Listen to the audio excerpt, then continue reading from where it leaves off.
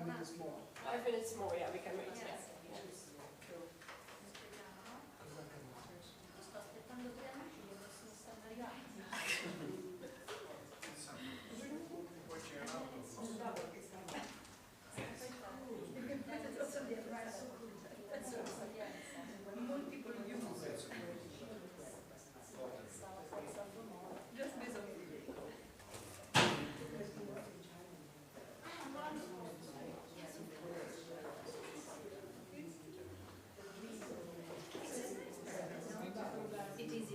We get closer.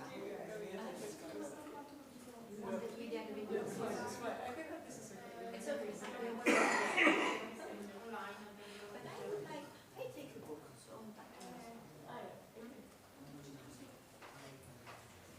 Ho mandato ieri, quando 15 era l'anno, la borsa.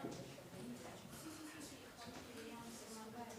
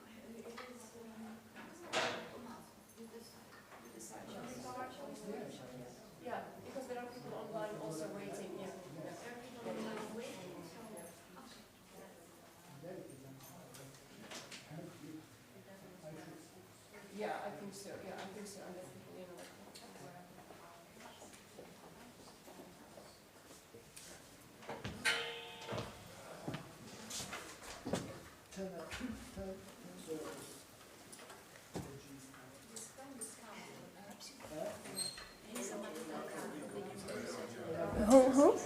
Yeah.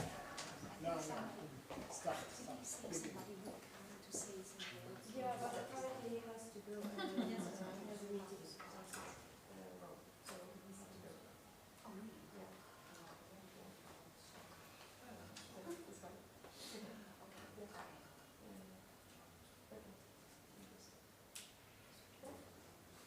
Shall we just start? Or? Yes. Okay, let's start.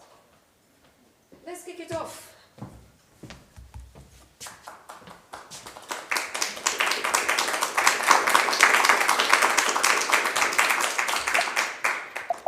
Thank you so much. I'm just starting my laptop just to see. Good evening, everyone. I'm delighted that you are here. Finally, we are here in Rome, and we are together. It's a group. It's a small group, but as I said, it's the quality that matters most. And I would like also to extend a very, very warm welcome to those who are following us on live stream. I wish you were here with us, but I'm sure that it is going to be worthwhile listening to the lecture that we are going to hear from Professor di Carpegna Falconieri. I'll just say 2 words about Ilanta and its mission. I won't keep you here 10 minutes. In essence, what Ilanta is that the world is in a mess, that we know that, but it is not just in a mess, it's that we are divided more than ever. And we don't have anything in common. Not the past, not the present, and not the future. You know, like we all want to be together, but we don't know how to be together. And especially in Europe, it is what I say, you know, like it's a place that everyone wants to be in Europe. But at the moment, no one is feeling home in Europe. You know, so, and in Ilanta, you know, like we want to embrace differences, because differences can be a source of strength or a source of division. And we know how differences can be a source of division. But what we want to do is to turn that challenge into an opportunity. So we want to turn these differences into strength, into something that is going to enrich us instead of divide us. So, and there are 2 people that, you know, like, I mean, we know that we are in a world full of ideological and political divisions. But I was just thinking of 2 groups of people, or 4 personalities, and 2 of them is Habermas and Pope Benedict XVI. I mean, they couldn't be more different. But it's amazing that someone like Habermas and Pope Benedict XVI were able to write a book together. And to go a little bit back in the history, we have Chesterton and Bernard Shaw. They were debating all the time. They couldn't be more different. But when Bernard Shaw was shown a book, a biography that was written by Chesterton, he said that he couldn't write a better book than that. And many people don't know actually that when Chesterton died, Bernard Shaw sent a letter to Chesterton's widow with money saying, I knew that Chesterton wasn't very good at managing money, and you might need some money, so this is here in like my help. Let me know if you need any help. So, I mean, what happened to that thinking? What happened to that spirit that was so much European? And this is what Ilanta wants to do. We want to revive that spirit again. You know, like we want to have these differences, but as I said, you know, to use them for our strength. And one person who was very passionate about doing that is Marie Czernin, as you know her all. It has been a blessing to know her. She would have loved to be here with us, but today she is in a better place in heaven trying to help us here. So it's in her memory that we are kicking off actually this activity. It is not the only, but we have so much more in the pipeline coming, and you will hear about it at the end. But in the meantime, I would like to extend my first a very warm welcome to Professor di Carpegna Falconieri. Thank you so much for accepting the invitation. It is a great honor to have you here. And for those who don't know Professor di Carpegna Falconieri, he is a professor of medieval history at the University of Urbino, director of studies in medieval history, and he holds an MA from the University of Rome, La Sapienza, and a PhD in medieval history from the Catholic University in Milan. And since 1998, he has been affiliated with the University of Urbino, where he is now currently a full professor. He is fellow of several learned societies, president of the Società Romana di Storia, Patria, and president of the Unione Internazionale degli Istituti di Archeologia, and then many others. I'm sorry, I'm not going to read them, because my Italian is not good, and I don't want to, to read it so his research expands, and covers many topics, including history of Rome, the Roman Church, Central Italy in the medieval ages, and with a specific focus on historical sources and the relationship between historical and representation imagination. So he's written many books, and some of them has been translated into English as well. So I'm just mentioning a few: The Militant Middle Ages, Contemporary Politics Between You Barbarians and Modern Crusaders. It was published by Brill in 2020. And there is another one, it is in Italian, excuse my Italian, it is Nel labyrinto del passato. And so that was published again in 2020. And also The Man Who Believed He Was a King of France, that was published by the University of Chicago Press. One more, we are going to talk about the past of Europe. The speaker we have today is not only academically apt to speak about that topic, but also personally. There's no one who feels more personally the weight of history more personally than him. So we have not only academic expert, but also an expert in by experience as well. So the floor is yours, and thank you very much.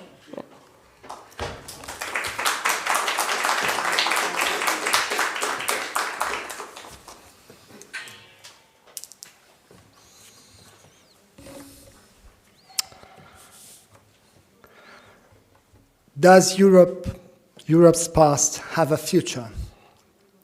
First of all, I thank Amal Maroji for the invitation to give this lecture, and I thank all those present who will have the patience to listen to me. This lecture is dedicated to the memory of Marie Czernin, with whom for several years I had the habit of talking passionately about the most abstruse and complicated topics.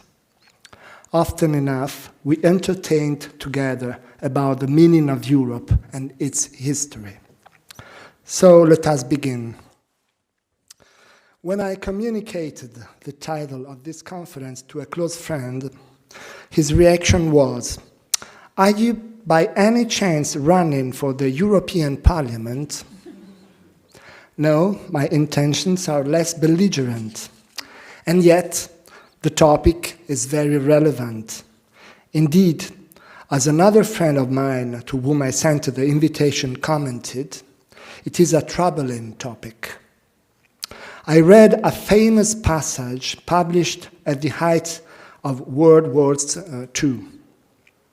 History is falsified in its essential facts, in the interest of the ruling class.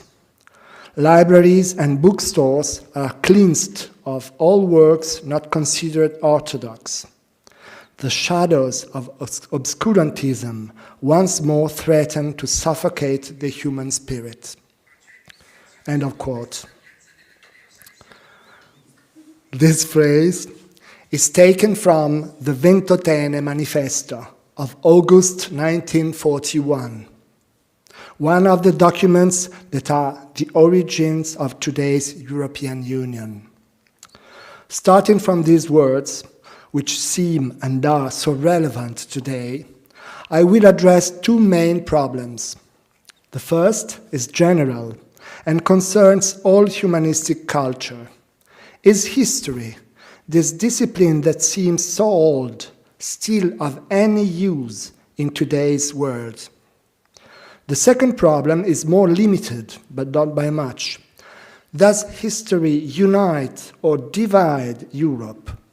That is, can history still be used to unite the inhabitants of this continent we used to call, once upon a time, our common home? So, the first question I ask myself and ask you is, does history have a future? History is in crisis. In our world, so centered on the present, so inattentive to and uninterested in time's trajectory, so indifferent to the past, and at the same time incapable of planning for the future, history seems to be viewed as a merely an arcane, musty curriculum, a wearisome and inessential memory drill. The names of kings and queens, the lists of battles and dates, the Carolingian Countees. For pity's sake, what do I have to do with all those things, one asks. History no longer suggests any direction to go and seems to have become pointless. But is that really so?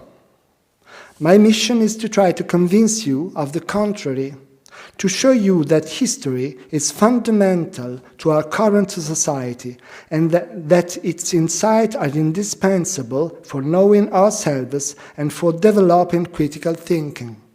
That is, ultimately, for living better in a conscious way. Awareness of oneself and of the world, is the crucial concept that must be retained. Nowadays, we recognize many different crises in history, almost all which date back to World War II. I list some of the most important ones. They are the crisis of national public discourse, the crisis of the idea of progress, typical of postmodern culture, the crisis of credibility and competitiveness, alongside the many other humanities disciplines such as anthropology, sociology, and psychology, alongside forgeries and inventions, alongside fast forms of communication. History loses the race because its writing is low. It's slow. Moreover, a really strong crisis is what we can call presentism or actualism. We now tend to live only in the present, no longer being able to engage in forward and backward temporal projections. Technological tools and social platforms do not contemplate the passage of time. People on Facebook don't die. The personal past always remains afloat with photos and videos, or ends up in the Orwellian memory hole. In the troubling phenomenon of actualism, or presentism, the past is judged by the present, thus incurring a range of inconsistencies and anachronisms. In a spectacular compression of sense, actualism basically accuses Christopher Columbus of being the executioner of George Floyd, the man killed by a policeman in Minneapolis on May 25, 2020, whose public murder sparked the Black Lives Matter movement. The results of this crisis in history are evident to all. In general, the lack of historical perspective has among the main outcomes nowadays the phenomenon of cancel culture. However, there are responses, attempts to orient oneself within the labyrinth and not just sit idly by. There are public positions taken, such as the manifesto La Storia è un bene comune, History is our shared resource, promoted in 2019 by Andrea Giardina, Liliana Segre, and Andrea Camilleri. There are two major theoretical and pragmatic contributions that the new historiography has been proposing in recent years, and their effects are already starting to be seen. The first of them is traditional, as old as it is vigorous. It consists in reaffirming the fundamental value of historical knowledge, anchored in reality. History investigates facts. History involves digging in dirt and dust.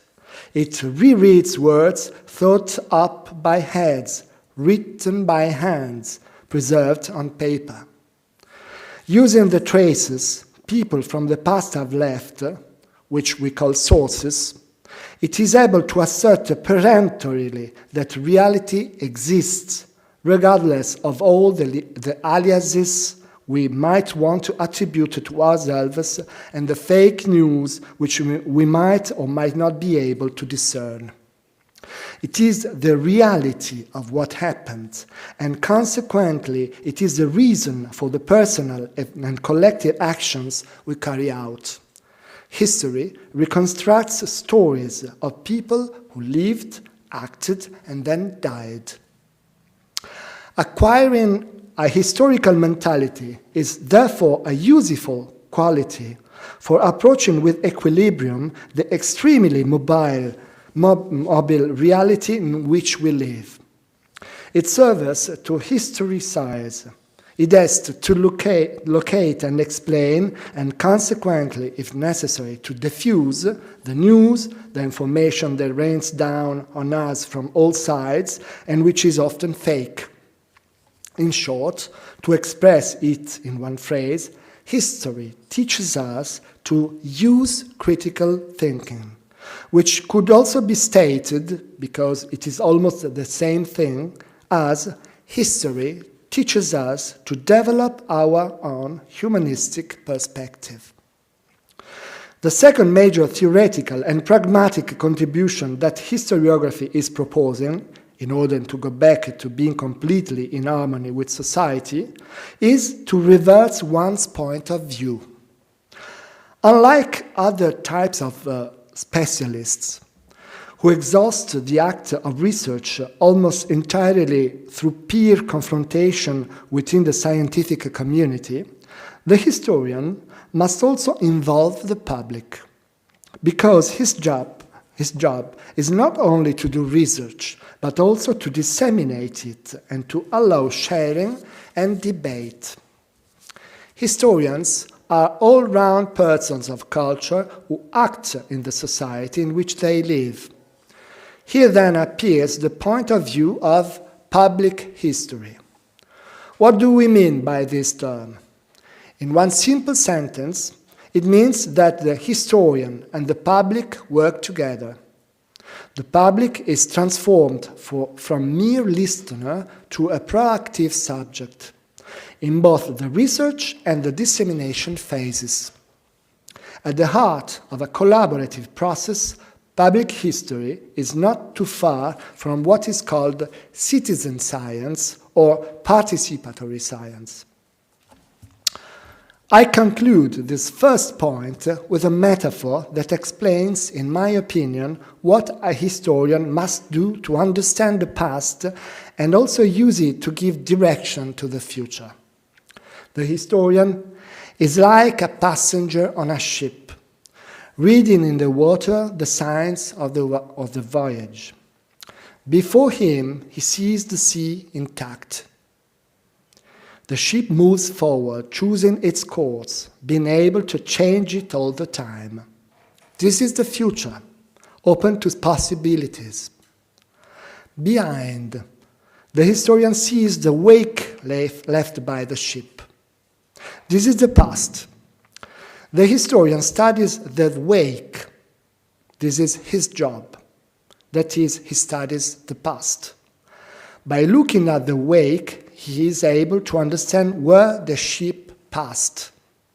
But he can also figure out its course where the ship will go. And now to the second topic, which of course is closely intertwined with the first.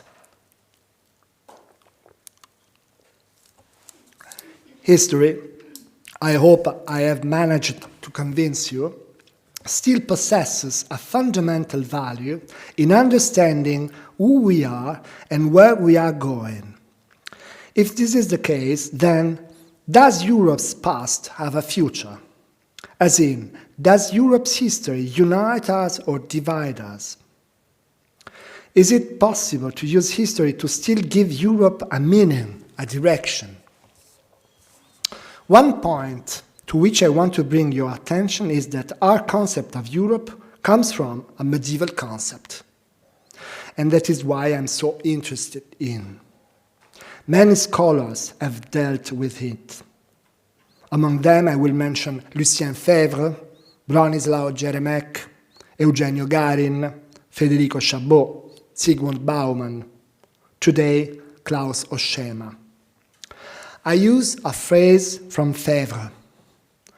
I call Europe simply a historical unity, an indisputable, undeniable historical unity, a unity that was formed at a definite date, a recent unity, appeared in history we know exactly when, since Europe, in this sense, as we define it, as we study it, is a creation of the Middle Ages.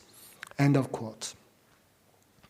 It is impossible to describe even briefly the construction of this idea of Europe.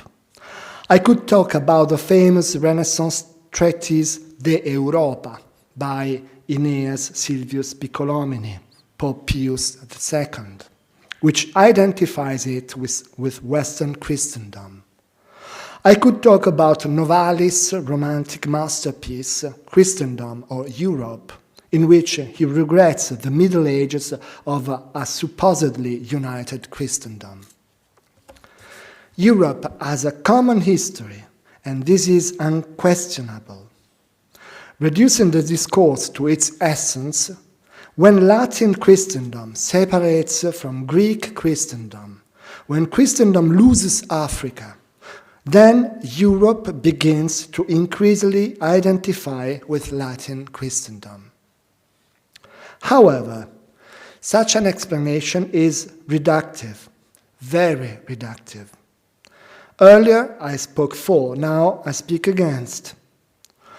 What about all that part of Europe that has been of the Orthodox faith? Is the Russian Rublev so beloved by Marie, an European? And what about the part of Europe, about 1/5 of its surface area, that was part of the Ottoman Empire? Aren't Bosnia and Greece Europe? How can I talk about a united Europe in the face of the war scenarios that have always marked it, in the face of the Holocaust? The main problem is that even if you want to look for common cultural elements, and there are plenty of them, the history of Europe is divisive. We know very well what we are talking about. Europe has slaughtered itself with wars. After World War I, there was talk of the sunset of the West, Oswald Spengler. And after World War II, of the real suicide of Europe. The first half of the 20th century marked the end of a word. But from the ashes of the war, an attempt was made to build a new world and partly succeeded.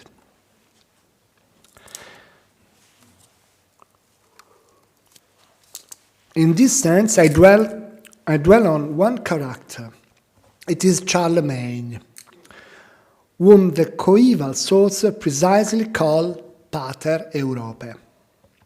There is a huge historical debate about how and how much the Carolingian Empire formed an early European feeling. We cannot dwell on it, but I can mention that the Carolingian Empire was used in the 1950s in the devastated but determined Europe to rebuild and give itself a common direction in an increasingly less nationalist sense. In fact, it is from the early 1950s that took place the idea of building a united Europe by taking Carolingian Europe as an ideal model. Adenauer, De Gasperi, Schumann, and Monnet liked it. The myth of the emperor was reinvigorated then, and even today the main prize awarded by the European Union to political figures who have worked to unite the continent, given each year in Aachen, is precisely called the Charlemagne Prize. In 1951, at the Council of Europe's Consultative Assembly, it was even proposed that the Carolingian flag be used as the flag of the European Union. A member of the staff of the Secretariat Général proposed a green standard as presented by Pope Leo III to Charlemagne at the latter's coronation, bearing a red cross representing the blood shed in fratricidal struggles, superimposed on a yellow cross, emblem of the Christian world. So the flag of the European Union could have been this. I mentioned Leo III, the Pope who crowned Charlemagne. In the 20th century, the papacy has also intervened in the affirmation of a shared European identity under the banner of faith and a reminder of the Middle Ages. First, in 1964, when Paul VI proclaimed Benedict of Norcia as the patron saint of Europe. Then, in 1980, when John Paul II proclaimed patron saints of Europe also Cyril and Methodius, the evangelizers of Eastern Europe. All these actions, which are at the same time cultural and political actions, have attempted and still attempted to create a shared storytelling. This, in part, falls within the historical reality, in part belongs to the world of imagined communities and the invention of traditions. The field of enormous interest is being studied extensively. I know two networks of scholars in particular who deal with it. Operational in Holland is the study platform on interlocking nationalisms, SPIN, directed by Joep Leursen since 2008. SPIN aims to chart the cultural and historical root system of European nationalisms and to bring into focus those intellectual networks which carried and disseminated the emerging ideals of cultural nationalisms in the Romantic period and in a long 19th century, 1770 to 1914. Obviously, a key word here is interlock, because nationalisms can be studied from a comparative, entangled, or croisé history. I collaborated on this platform by publishing the book The Militant Middle Ages. The second network is a cost action. COST means European Cooperation in Science and Technology. A cost action is an interdisciplinary research network that brings researchers and innovators together to investigate a topic of their choice. This network is funded by the European Union. The network I'm talking about is called In Search of Transcultural Memory in Europe, ISTME, and was active from 2012 to 2016. It involved scholars from 36 nations cooperating, and its ultimate goal was the main objective of the action has been to investigate how memories of the 20th century work as transcultural dynamic in Europe today by comparing a selection of case studies of transmission and reception of such memories across Europe's cultural and political borders. The action focused especially on remediation and reception of the so-called difficult memories, such as the Holocaust and Nazism, communist crimes, memory of dictatorships, genocides, and wars. Participants made a contribution to better understanding of how the dark and disputed memories are transmitted across cultural borders and what effect it has on the societies where they circulate and are used for different purposes. Now, when we are talking about memory, we talk about identity. It is an identity that we seek to make common and shared. In its looking back, European civilization is built largely on three cultural categories: Christianity, classicism, and the Middle Ages. I certainly do not mean to say that these are the only ones. In fact, I assert the opposite. Modernity and progress, for example, are equally important categories. However, I reiterate, these three cultural categories are essential. They are categories that each contain a cosmos of meanings. They are sets that interpenetrate, intertwine, and contrast. This is not the occasion to describe how. But they possess characteristics that allow them to be juxtaposed. Christianity, classicism, and the Middle Ages are historically grounded in specific epochs, and meditation on this concept has produced mighty wheels of retrievals, returns, and nostalgia. But what is identity? And how can we represent it? I try to reason about this concept of identity by making use of three metaphors that I compare. In fact, this concept becomes more understandable if we picture it through images, such as routes, roads, and rivers, all of three of which can represent an inner landscape. These are, however, not harmless words. Choosing one image over another is not a neutral operation. Metaphor is a powerful weapon. The figure carry meanings, give forms to concepts. In explaining, they define, contour, sculpt, provoke effects. The first metaphor to present identity is that of roots. It is a beautiful metaphor, corresponding to thinking that there is a vital body that sinks into the earth and supports a large tree. I would say that the word roots is one of the most often used to refer to an identity.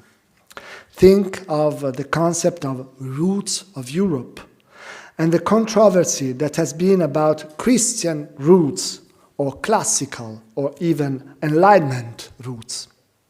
And again, the luminous Tolkien poem in which Bilbo Baggins says of Aragorn, "Deep roots are not reached by the frost.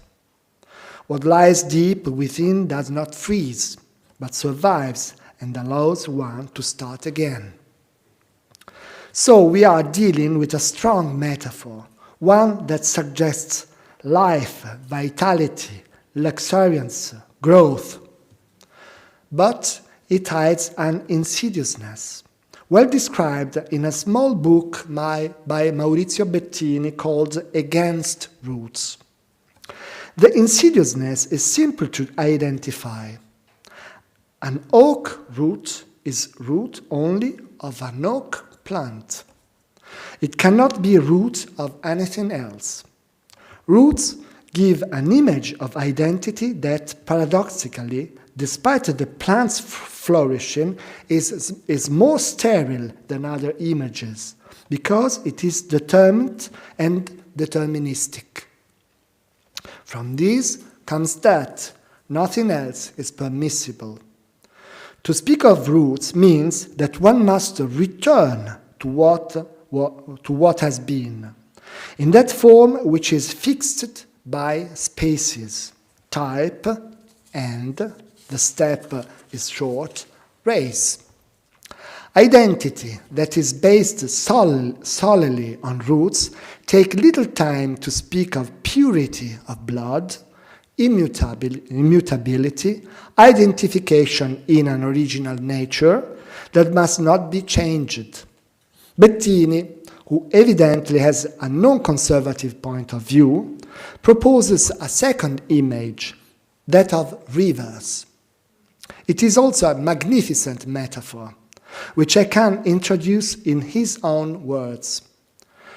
He says, if one really has to resort to images and metaphors to talk about identity, instead of those tree and roots, one could resort to the very horizontal image of river and affluence.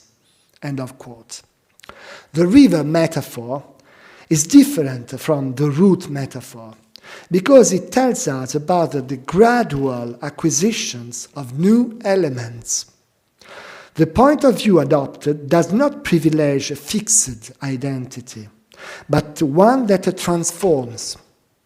It is a metaphor that suggests that things change, that there are confluences, emissions, dispersions. When we talk about roots, there is a certain difficulty in considering mutation. But when we talk about rivers, it becomes easier. The root has a conservative bearing, while the river, on the other hand, has a progressive bearing, or at least one of openness to the other. However, the river also creates some problems. The river can get out of control.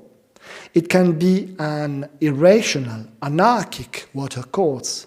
It can dry up or go into a flood, leaving the riverbed.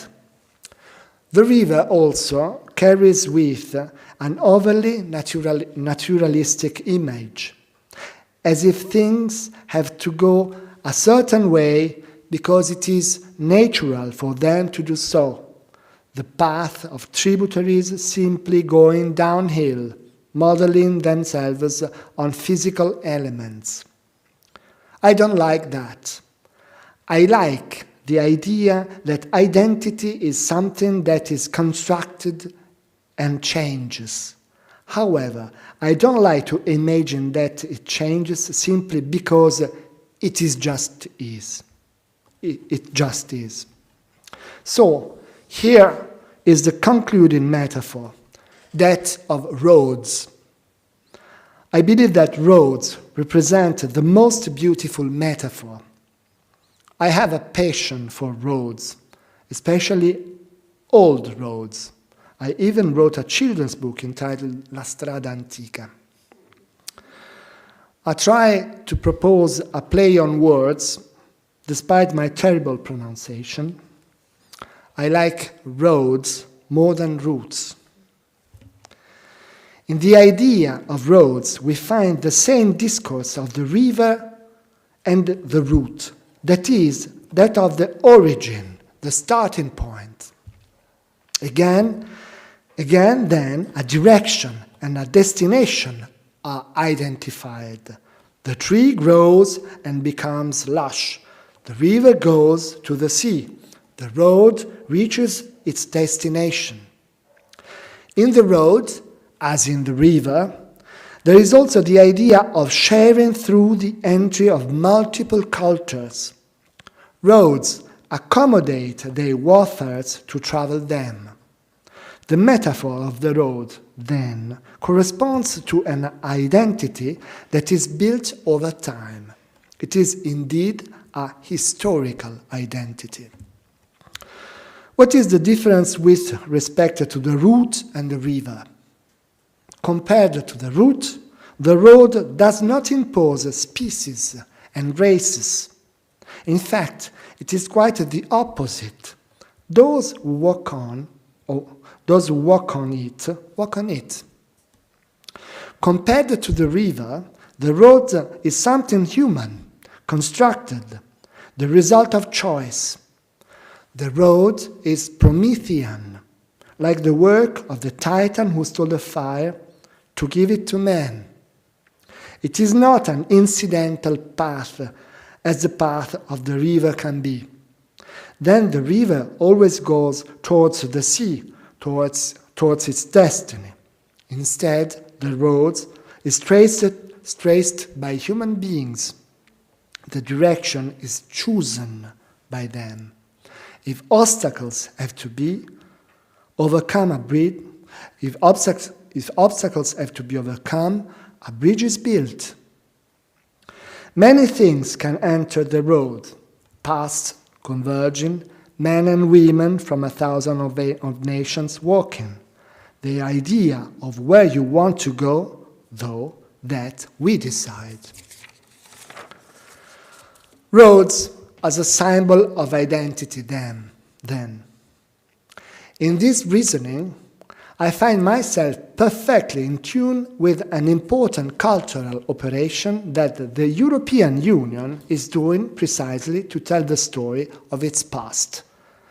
In this way design the future.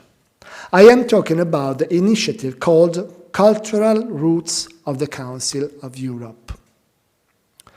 This can be read on the homepage.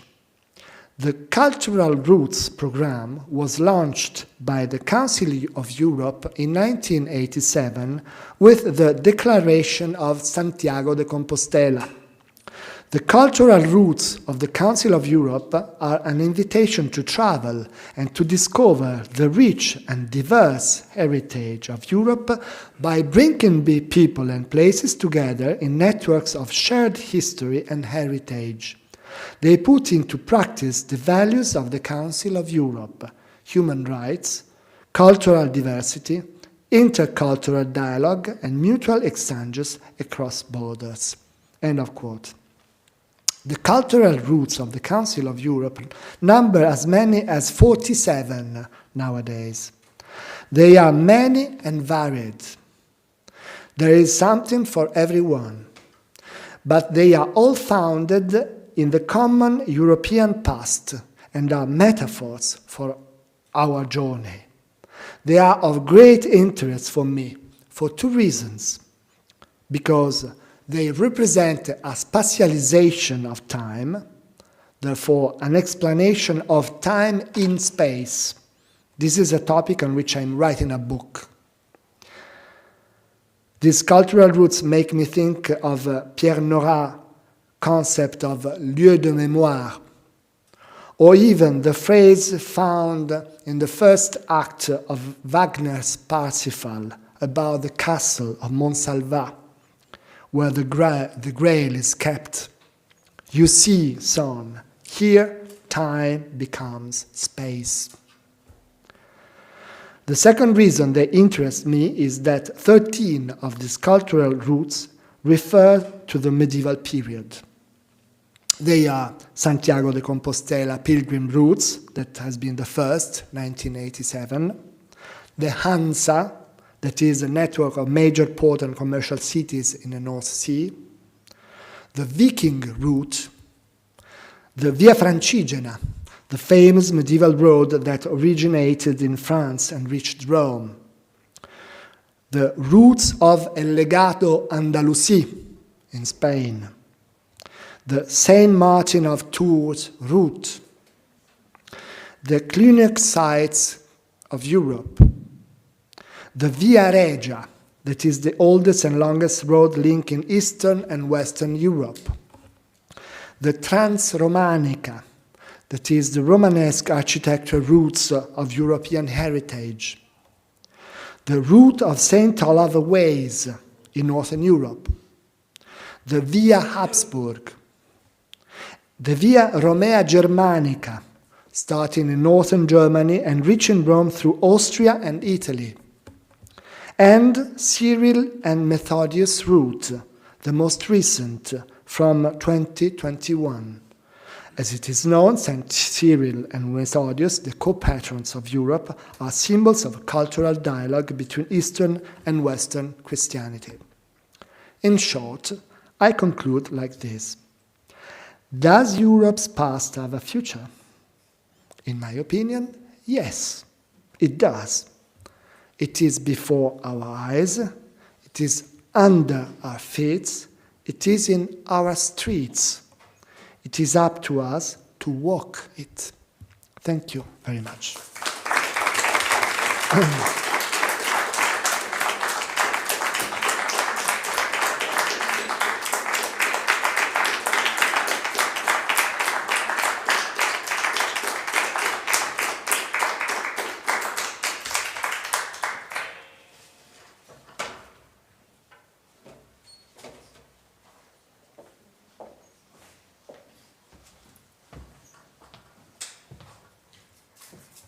Thank you so much for a very interesting and enlightening lecture. I have so much to say about it, but I'm not going to start. It is just maybe one thing that you have given me and also to Ilanta is this idea of path, route, way of walking, and where really people can get together and know and grow together. This is absolutely amazing. Until now, I knew why I didn't like the idea of routes.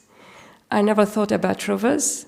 But then this idea of roads is absolutely enlightening. So thank you so much for that. And I really loved it. And I think that this is going to be inspiring for us. And we are going to use it. We're going to get a lot of inspiration from this lecture. But I'm going to open the floor for questions, please, if you have any questions.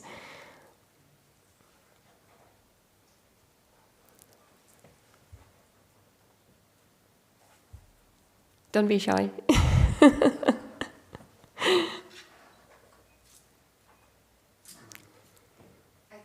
First of all, thank you so much.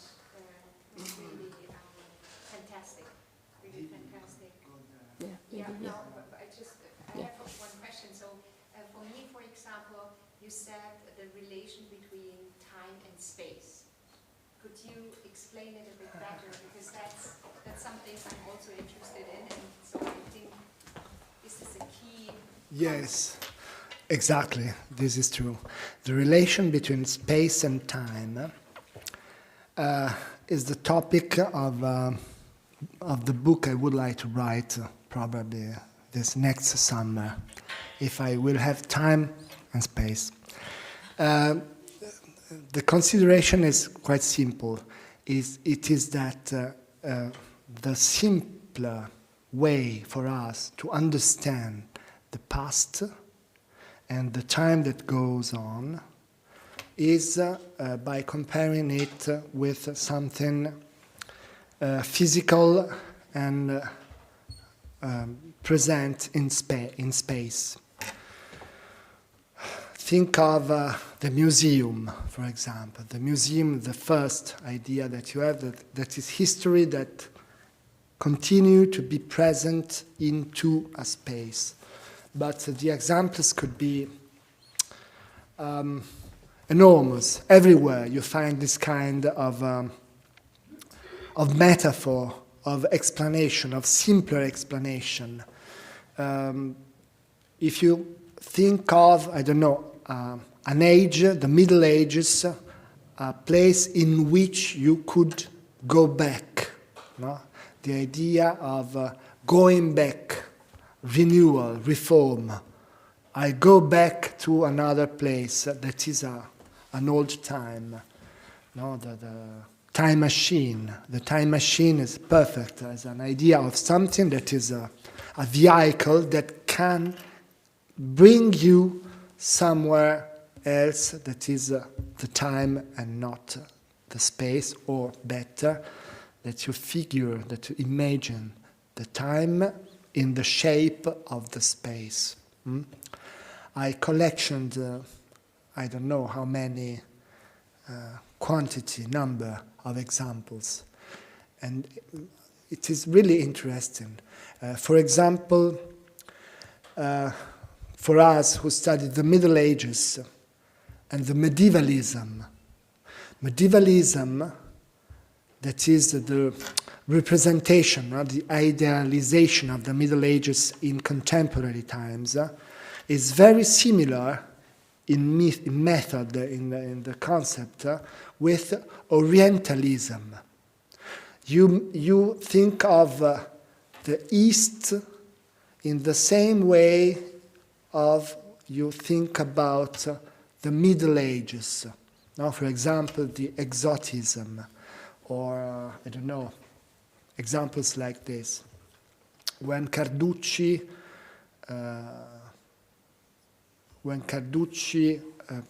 speaks about the mission of a poet, he says a poet can go in Persia, can go in Egypt, and also in the Middle Ages if he wants. No? So this is the idea that I have in mind and I continue to reflect upon. Well, I very much appreciate your... Excuse me, I'm not sure that the persons that are on the web can understand you. Probably yes, we have to use the microphones. Not for us, but for the people. Or here, we can share the microphone without problems.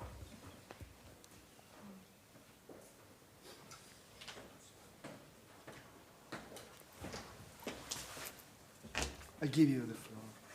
Thank you, Professor. The throne. Well, thank you very much, Professor Tommaso. I was struck by this threefold reflection on how cultures find their past and their future, by roots, by rivers, and by roads. And of course, we all traveled by roads to come here, very crowded roads. Absolutely. And I liked very much what you were saying, and I was thinking of, as you talked, of a couple of ideas of pilgrimage, that man is a pilgrim, that it is in being a pilgrim, traveling on a road like to Santiago de Compostela, that we discover ourselves. We transform ourselves by the roads that we take. And so it's not determined in advance. You set out and you become. And somehow the projects that we take up, and even the Marie's Rosary group is somehow part of that. Each thing, the family that begins and goes on a journey together, on a road or through life. So that metaphor is very profound and may apply even to the road of Europe as a whole. One thing that I remembered from T.S. Eliot, in a poem, he says, "No journey is worth making that does not end in a cathedral."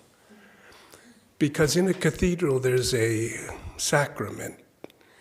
Every primitive people tries to find a sacred space, a holy place. And so does modern man, but we never find it in the post-holy world, in the secularized world. So it struck me that you didn't go deeply into that question, that can Europe have a future if it doesn't have a soul, or a yearning for what the soul is made for, which is eternal, holy being, ontologically speaking. And I think it's implicit in what you said that you have to seek a goal for your road. And I wondered if you could reflect on that. Thank you. It is a sort of a testimony, this one. Thank you very much. I imagine these metaphors as metaphors also of an inner landscape, for sure, of an intimate landscape. And so I agree with you. You have a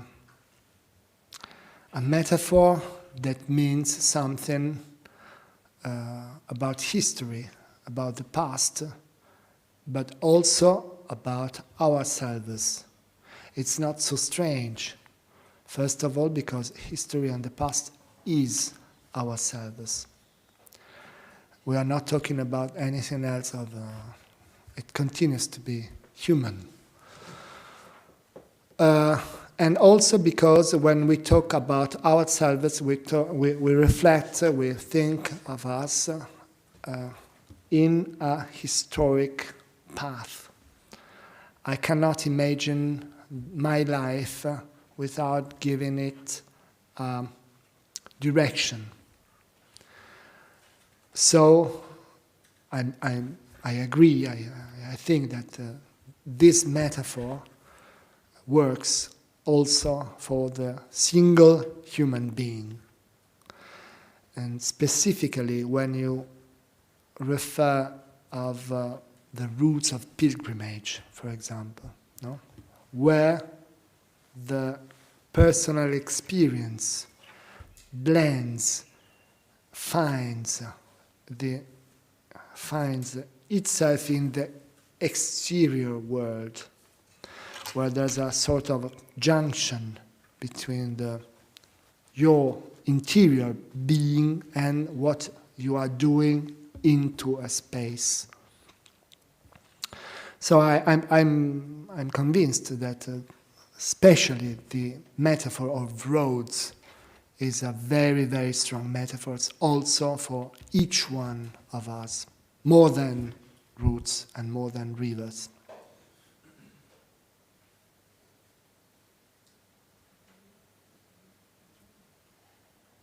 I have one last question. Mm-hmm. Come here.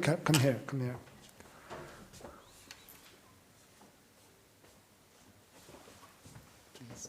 Thank you. Actually, it's a question from young people I've interviewed for my dissertation, when I was writing my dissertation. Mm-hmm.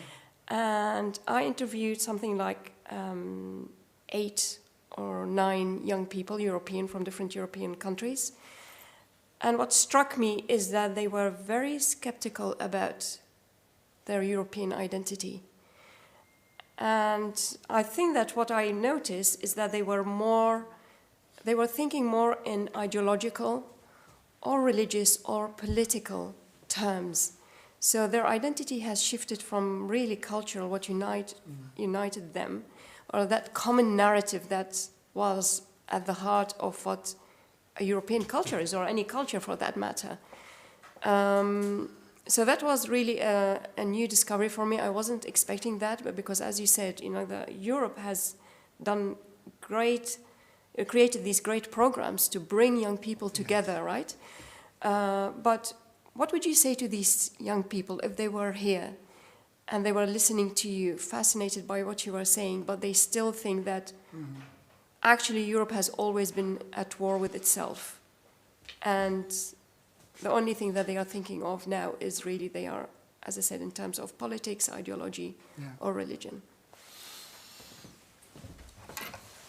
My idea is that the storytelling of a shared identity has to be constructed continuously, but until now, my experience tells me that it starts later. I mean, it is difficult to talk with children about Europe, exactly because there is not a strong common storytelling shared. Charlemagne worked in this sense as a nice story, no? Or I don't know, staying in the medieval imagery, the knights and images like this, the castles. But some tentatives failed. For example, I remember there was a tentative of making a common handbook, history handbook between France and Germany in the 80s and 90s. And it failed, no? Because one of the first things is to share the same tales. If you have the same tales, then you can have a common a common identity. It is banal, but it is exactly like this. And Europe lacks or does not invest too much in this kind of tool. Let's call it a tool. Europe does it later in the career of our young people when you go to the university. There you have a strong tentative of create a common identity, European identity. The Erasmus program is absolutely fundamental for Europe. One of the terrible consequences of the Brexit is not the economic consequence, but that kind of consequence. The problem that German or Italian students cannot anymore go to England or to Scotland and make an experience like it was that of the Erasmus program, that on the contrary formed very strongly an idea of Europe. Of course, if you find something similar to the previous, to the early degrees of school, you can imagine something like this. But I don't find it, not yet. I don't find anything similar to this kind of experiences that you, on the contrary, find at the university. And the university, in any case, it's not for all. No, so you have how can I say, a strettoia. No? It's not for many, not for all. So the shared identity is not for all in this case. Probably, yes, some European programs decided by all the members of the European Union. I don't know. If you talk about history, it's quite simple, but also a sort of civical education, but not a boring civical education in which Europe counts. And I repeat, with tales, common tales, storytelling. The storytelling is the most important thing.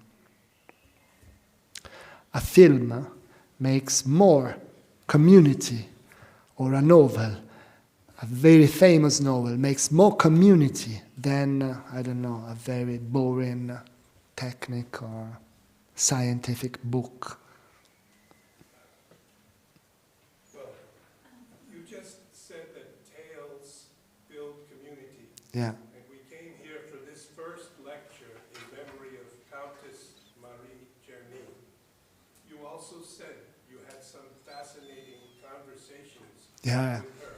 Could you tell one tale about such conversations? It's quite difficult because they were tough and thick, the conversations with Marie.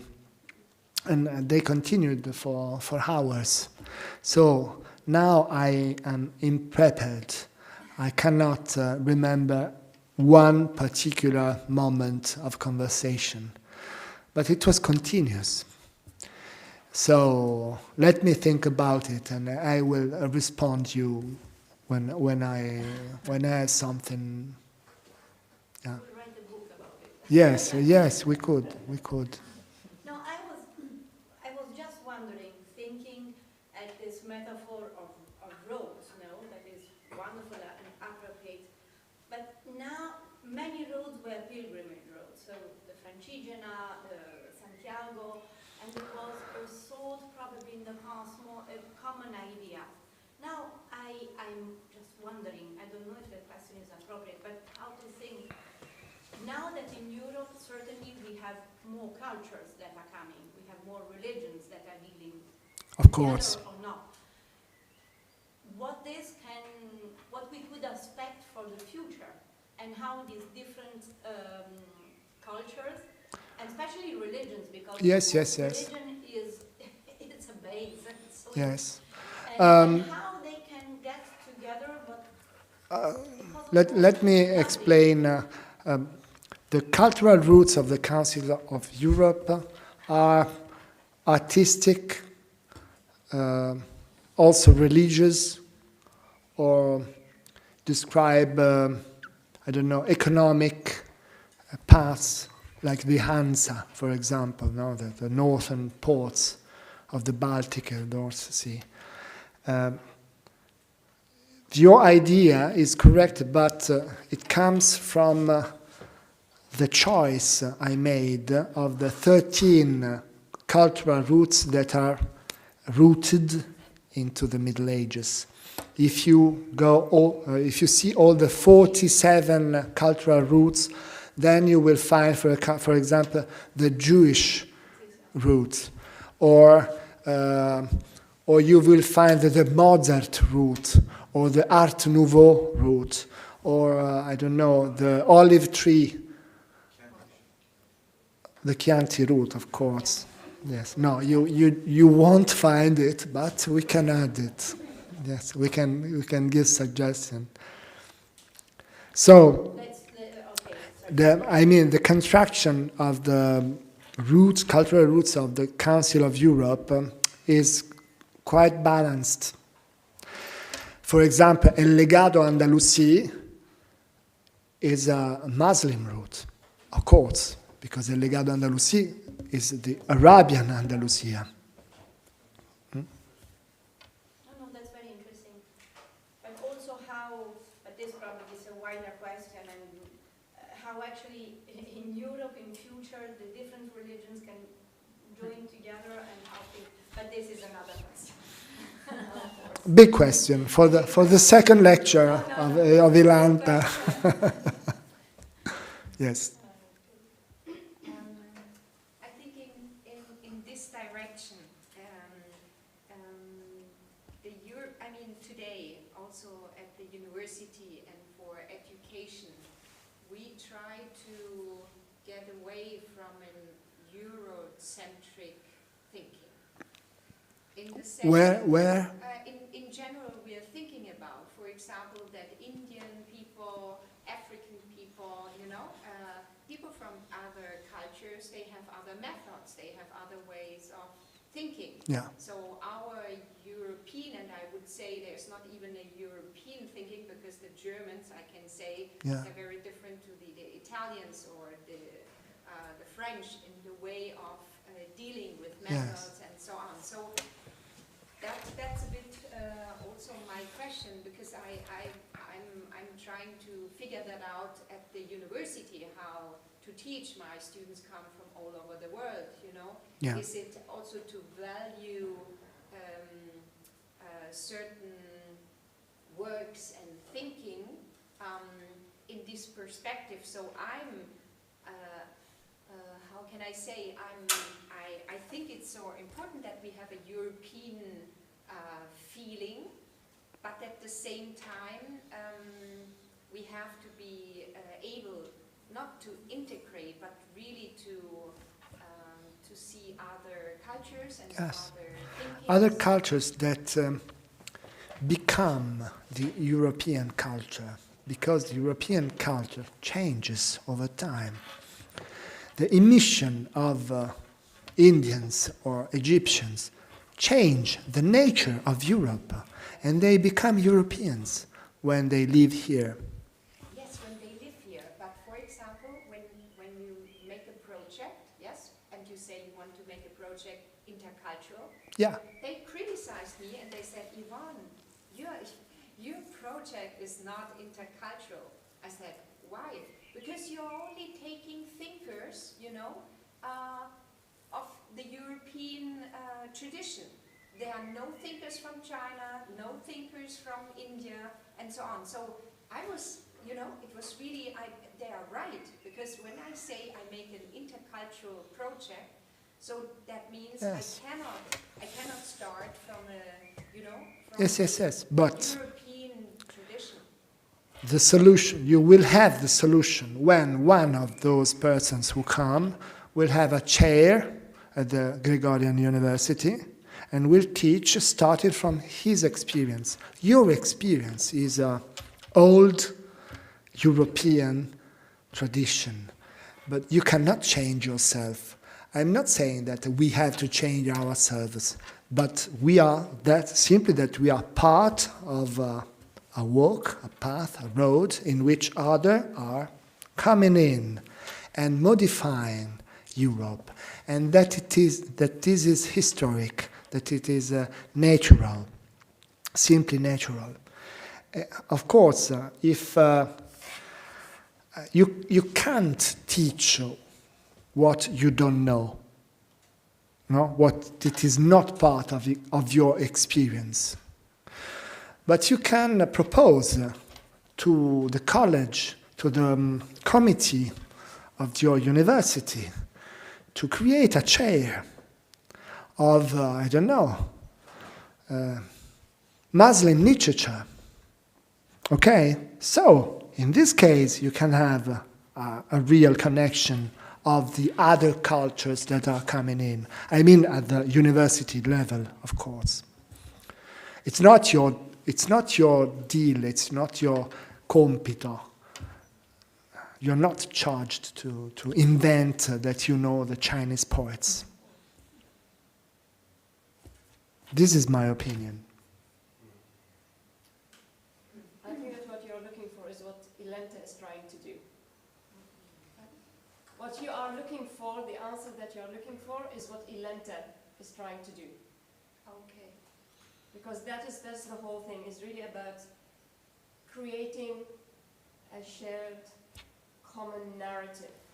Yeah, so this is a Europe point. becomes not only a place where we live in Europe, but we become part of Europe. Not integrating. It doesn't mean that you have to integrate to leave your identity. And that's what I said in the beginning, right? There are differences. And we have to accept these differences. Some people think that differences is a way of dividing us. But we can look at these differences differently. Yeah. There is a paradigm shift that is needed. And I think that also what many Europeans don't know is that Europe has been very important for the world. And at some point, European thinking has shaped us, even in the Middle East, even in Asia, in Africa. But the Arab thinking has shaped Europe at some point. Of course. And you have even Thomas of Aquinas quoting Arabs. And even Arabs don't like to say that, but many Arabs were shaped, their thinking came from the Syriac, from Christian, Jewish, and Persian thinking. So there is this way of looking at and how to integrate, instead of looking at myself and say, how can I change myself, or I'm not a valid. Because, to be honest, I was once invited to talk about, when ISIS attacked Iraq, and they asked me to talk about what was happening to the Iraqis, or to the Yazidis and Christians. And you won't believe it, I was invited to talk to a group of men, and there was someone, because he didn't like what I was telling him. He said, yeah, but this is your experience. You cannot reflect your experience on everyone's. And I said to him, you are right. You invited me to talk about my experience. You didn't invite me to talk about the experience of my neighbor. So if you want me to talk about my experience, this is my experience, which is the experience of many people that I know. Maybe there are other people who don't share that experience, but at this point, you invited me to talk about my experience, my family's experience, which are valid and real experience. So I think that there's something which is human experience. Even if it is your experience, it's still valid. But it is how you look at that experience. Do you want to make it your experience while excluding everyone else? Or do you want to make it part of other people's experience. And enriching, so to be open to that other people's experience and also to enrich other people's experience with that.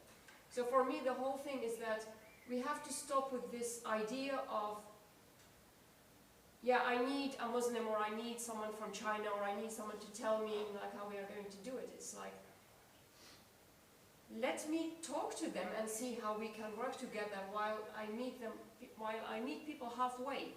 You cannot expect a dialogue which is going on in one direction. A dialogue is two directions, right? So it has, and a road also, it's in two directions. I mean, yes, you go, you reach somewhere, but you will meet people in the other direction. And then you will, maybe they will correct you and say, hey, that's not the right way. You're like, this is the right way. And then you have to think, you know, and decide whether you want to go with them, along with them, or just continue stubbornly on your own way. You know, like that's the beauty of that, you know, the metaphor of the road. So I think that there is really this idea, and this is what Ilanta, you know, like I think that, thank you so much for your, really this is seminal. I mean, it will be a reference for all other lectures from now on. But it's the idea of how we can all create that common narrative. You know, let's create that common narrative while everyone is bringing their own strengths without saying that my experience is not valid because it's European. My experience is not valid because I'm Christian. My experience is not valid because I'm Muslim. No. It is very much valid because you are Christian, because you are European, because you are Muslim, because you are Indian. So let's bring that together and create that common narrative, which is really, it is, you know, that is mosaic, right? It is that beautiful mosaic instead of just having one bland color.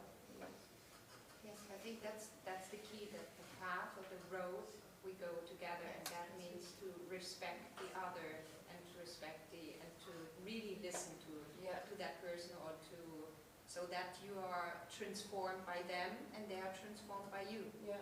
I think that's perhaps exactly, that's what the I whole said thing. at the beginning. I have the impression that we Maybe have there to are learn some that. person connected.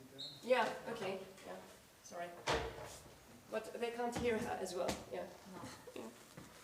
So, yeah, sorry, yeah, go ahead. No, that was... No, it is really, I mean, this is really important. I think that you just think that we are very few here. You know, like, I mean, we are not few, we are just, you know, a good number. But this is very important. I think that I hope that one day we will look back at this lecture in memory of Marie, and then it will be the moment that would have changed us as well. You know, just really to set us on that road, to build that common narrative. It's something that will take time. We need all to work together, but at the same time we have to be open to be corrected and also have the courage to correct. So this is really the courage of, you know, like not just only to say, well, look at my history. I mean, we all look at the history of our countries, and we have things to be proud of, and we have things to be very ashamed of. You know, and we look at our personal lives, it's exactly the same thing. So I think that is a very human experience to focus on what is good, and then take what is not good in our stride, look at it and see what lessons we can learn from it. It's not to deny it, not to excuse it or justify it, or pretend that it didn't exist or it's not there. We have to accept it, but at the same time, it's what we do with it. And that's where other people and other experiences can come and help us with that. Yeah. But anyway, so very welcome to Ilanta. So hopefully we will be able to do that. And I have a very small present just to say thank you so much. It is very much intercultural because you know that I come from Aramaic background, and it is inside. So this is, you know, like a very intercultural. Yeah, please do. Yeah, you can open it. Yeah. I'm curious. Yeah.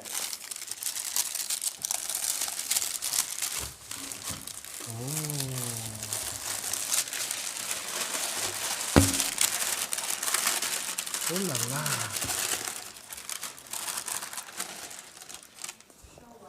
Yeah, it is this way. It's Aramaic. Of course. Yeah. So this is Wonderful. yeah. This is made by a painter whose work was destroyed by ISIS. And we decided to spread beauty, to encourage them to spread beauty and to find healing through beauty. So he produced these beautiful. It has a good smell. Yeah, it's leather. You know, like he's trying to imitate, old Syriac way of Wonderful. painting. So I hope that you like it. And Thank you so much. pleasure, Really. pleasure. Thank you. Pleasure. Thank you for really. Thank you. Let's just do it.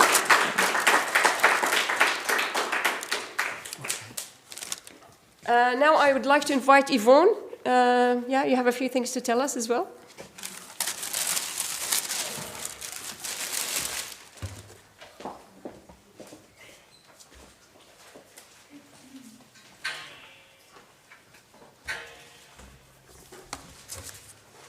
So just a few words, because we are so happy to present Marie's book, which just, since some days it was printed and now it's here, and perhaps I just say 2 words about it.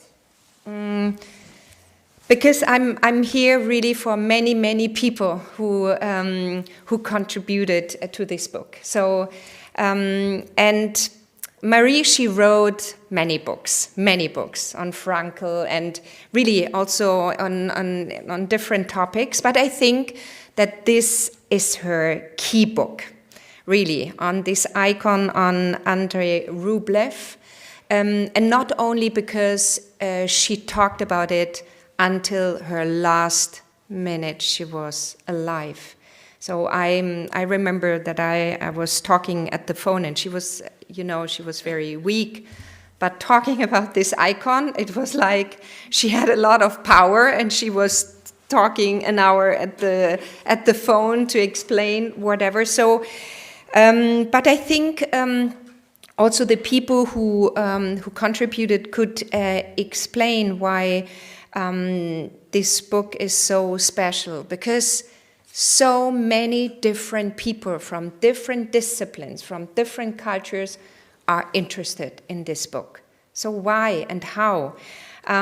First of all, Cardinal Schönborn, he wrote a foreword in which he said that this icon, Marie, she was able to understand it as a sign of our time. And not only in a nostalgic sense, but really something he said about the relation between art, culture, and faith.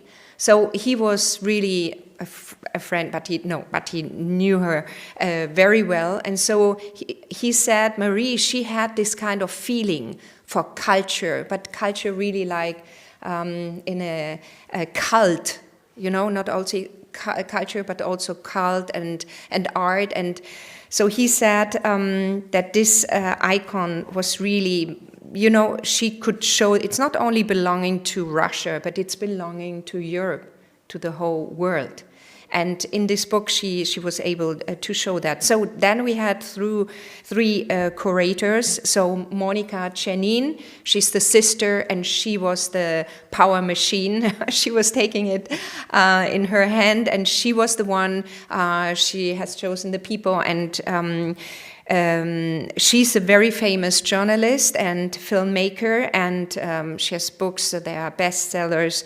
And she talked about the beauty of the narrative. The beauty of the narrative, really talking about history in that way. She was amazed, and she knows what it means to write really a good book. And then it was Professor Gerhard Kacznik, and he comes from cultural studies. So he was, and that was interesting, he said, with one icon, with one work of art, Marie was able to talk about many cultures and how they come together. I'm the third curator. I'm more working on on art and philosophy, on seeing, so the look. So, and I think that was really for me an important point, that the look of Rublev, the look of this icon, This is something Marie really incarnated in her life, in the way she looked at everybody. That was really the look of love, we say. And I always say I don't know a person like Marie. She was never angry or something. Well, sometimes, but it was not so nice. But she was never angry or jealous or whatever. That's really strange. I mean, I say that, and she lived in our house. I know, we know her, and I think you have the same impression. So she was really incarnating this look. There are others like Paul Bade, who is really talking and explain her as a networker with all people and bringing people together and also creating projects with many people. And Dominique Lieven, who wrote here, who was the one who really looked from the other side, from Russia, to what she was writing. So you see that we have, together with Tommaso, Carpegna, and also Jörg Gams, and also Cecilia Grilli, all these people, they were not contributing, but discussing with her the book, and from the beginning on. So what I just want to say is this book is really for everybody.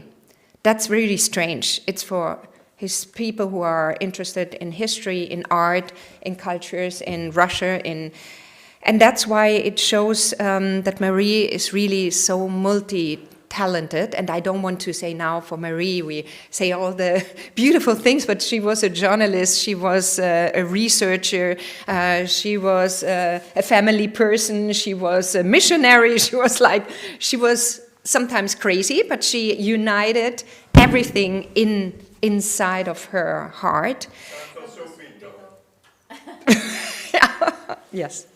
And so, yes, that's just what I wanted to say, and we can be really happy. It should have been a PhD in Germany. That's why she translated it. It was a Licenzer here at the Sapienza, and she translated it, but yeah, she had to go before. And so that's what I wanted to say.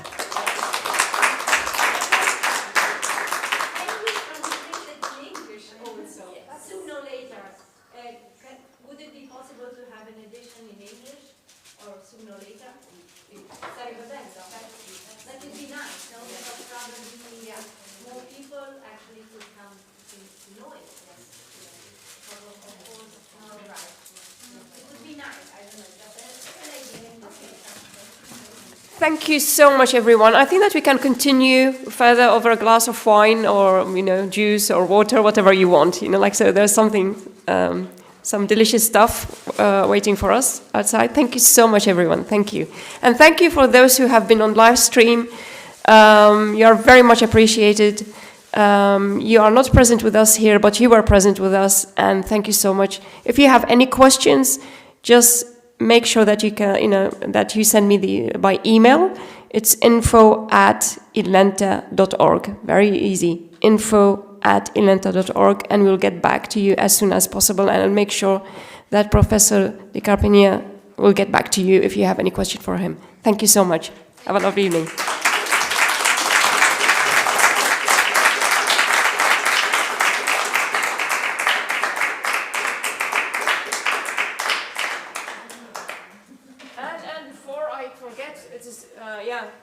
There's no one from the university, but thank you so much to this university who has made it easy for us, possible for us. With that, then we wouldn't have had this opportunity, right? So I think that, thank you so much for the Pontifical University of Silesian Pontifical University. You made it possible, and you are part of it. Thank you so much to everyone, and we will thank you. We will thank you. Thank you so much. Thank you.